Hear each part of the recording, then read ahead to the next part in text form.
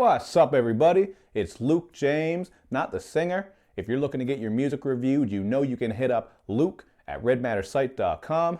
But right now, you are tuned in to episode 4 of The Rundown, where I give you the rundown on some of the songs, albums, tapes, EPs, etc. that have dropped within the past month or so. Because hey, I can't review every single thing that comes out. Now that said, I will be doing reviews for Syd's album, and I might do a full review for Sampha's as well. I'm not sure because I haven't checked it out yet. So those two projects are not featured in this episode, but they are on my list, so stay tuned. Now, first of all, the first song I'm going to talk about is Missy Elliott's track, I'm Better, featuring Lamb. And to me, this is one of the worst songs I think Missy Elliott has ever done, because it just sounds like your typical, basic, watered down trap shit. Everything on it, from the beat, from that lazy hook that Lamb has, which just makes the song damn near unbearable. There is just nothing about this track that is very good, although the video is cool because Missy Elliott always comes through with the choreography, the cool special effects, and all that. So the video is straight, but the song, hell no. I give it a 2 out of 5, and like I said, I think it's one of the worst things that Missy Elliott has ever done.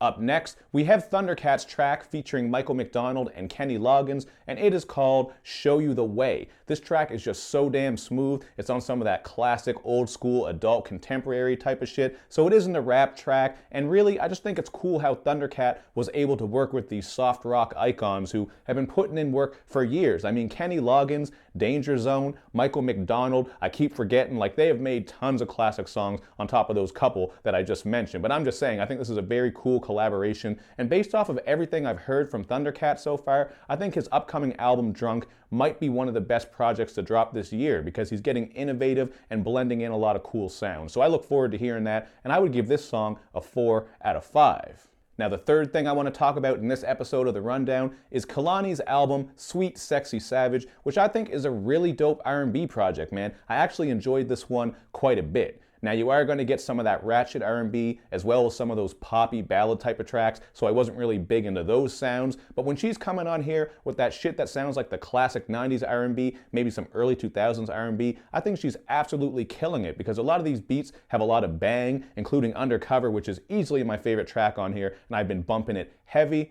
And I do got to give her props for her content too, because she does go through the usual love, sex, and relationships type of stuff, but she also gets personal and tells some of her story and her own struggle as well. So I think this is a very balanced project, a little bit of something for everybody, but just like most albums that go on to be 19, 20 tracks in length, some of them could have been shaved off, and it does bounce around quite a bit. So this was a 3.5 out of 5 for me, but it was pretty close to a 4. I think this is going to be one of the better R&B projects that we get this year, although, then again, like I said, I got to check out that Sampha. That Syd is sounding really dope so far, and I know we're going to get some more R&B as well. Now, this next track I'm going to talk about is one that's not making a lot of noise, but I just checked it on a couple of sites, and I thought it was pretty dope, man. I'm talking about Juvenile's song featuring Young Thug called Red Sox. It has some of that quintessential London on the track production, so the beat bangs, and Juvenile is absolutely ripping shit on that first verse. I love the high energy he brings on that flow, and it's the best that I've heard him sound in quite a while. So I like what he was doing,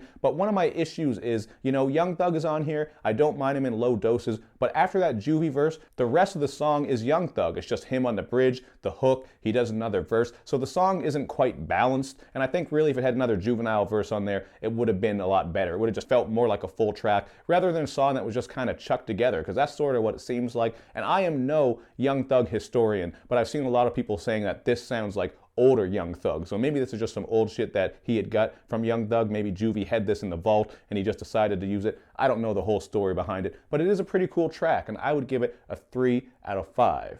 But now we come to a track that is one of my favorites so far in 2017, and I'm talking about Raekwon's song, This Is What It Comes To, which for some reason has the word two spelled two as in T-O-O, so I don't know what happened there. It kind of annoyed me because I can be a little bit of a grammar hound from time to time, but hey, it is what it is. Maybe they didn't care about it, or maybe there's something that I'm missing, but I don't know. You should have fixed that shit, or maybe someone in your camp should have said something. But regardless, we're not here really to talk about grammar. We're here to talk about this track, which I think is exactly what people want to hear from Raekwon, because he's just going in with those grimy mafioso bars, that typical flow that you expect from Raekwon, where he's really just killing shit. And the beat on this is simple, man. It's just some boom bap shit with some string samples. It is very simple but effective, exactly what we want to hear from Raekwon, especially after he dropped that Fila album that was so commercial and mainstream. Just everything about it really seemed like he was trying to reach another audience and that younger crowd, which is fine. I can understand it. Sometimes an artist has to do that and try new things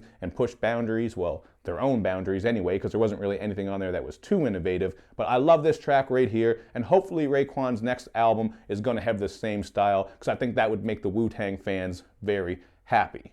And the last track we're going to talk about is Vince Staples' song BagBak, which really has this nice production, very bassy and synthy, and in that way it kind of reminds me of a Run the Jewels track. I could really picture them collaborating on this song, which would be really dope, by the way, because Vince and Run the Jewels are known to get kind of political, rap on some unique production, and Vince is getting political on here because he does talk about some of the racial strife that's going on, the corrupt prison system, and just all the wild shit that's going on in the world right now with everything. So I like how he's getting political on here. The hook is catchy, the beat bangs to hell. I like those hand claps that kick in on the hook as well. So I would give this one a 4 out of 5. I think this is a dope track. There were a lot of dope tracks I reviewed in this episode of The Rundown, so that gives me hope that we are going to get something dope in 2017, because so far a lot of the albums and tapes that I've checked out and reviewed have just been kind of meh. But we'll see what's going to happen. It's still nice and early. Hopefully you guys enjoyed this. I have some more full reviews on the way. We'll get back to the archives and some of that other shit. So thank you for watching this episode of The Rundown. Let me know what you think about these songs, these albums, tapes, everything that I talked about.